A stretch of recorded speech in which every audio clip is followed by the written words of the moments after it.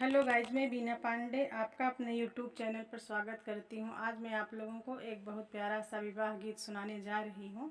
आप लोगों को कैसा लगेगा कमेंट बॉक्स में ज़रूर बताइएगा। जय माता दी। ऊंची ऊंची बखरी उठाया मोरे बाबा, नीचई राख्या ओ सार।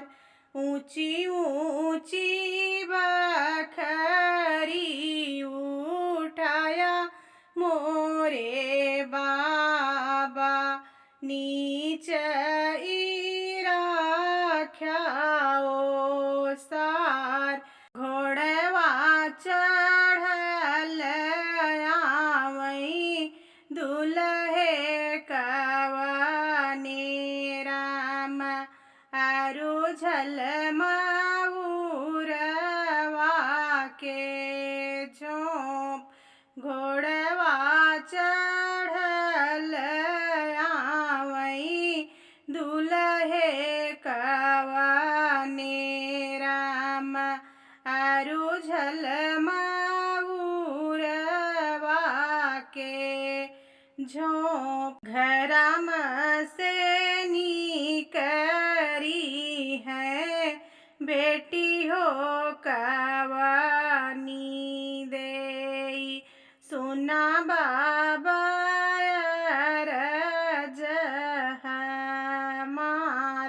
घरम से निकरी है बेटी हो कवनी देई, सुना बाबा अरज हमार। जेतना मोरे बाबा दहेज नाही दिहला, उतना अरु झलमउरे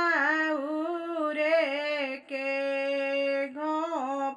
जेतना मोरे बाबा दहेज नाही दिहला, उतना अरु झलमउरे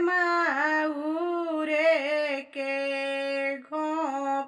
एतनी बचन सुने बाबा हो कवने राम, धाई आंगनवा में जाए।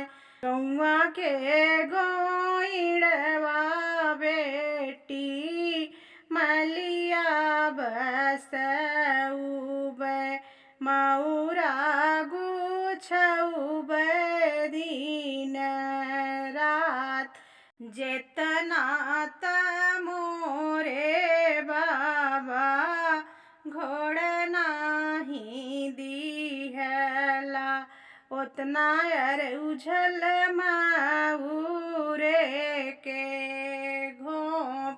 दुअरा से उठे हाई भैया हो कवने राम, धाई आंगनवा में जाए। गौवा के गोइड़वा बहिनी मलिया बसउबै, मऊरा गुछइबै दिन रात। गौवा के गोइड़वा बहिनी मलिया बसउबै, मऊरा गुछइबै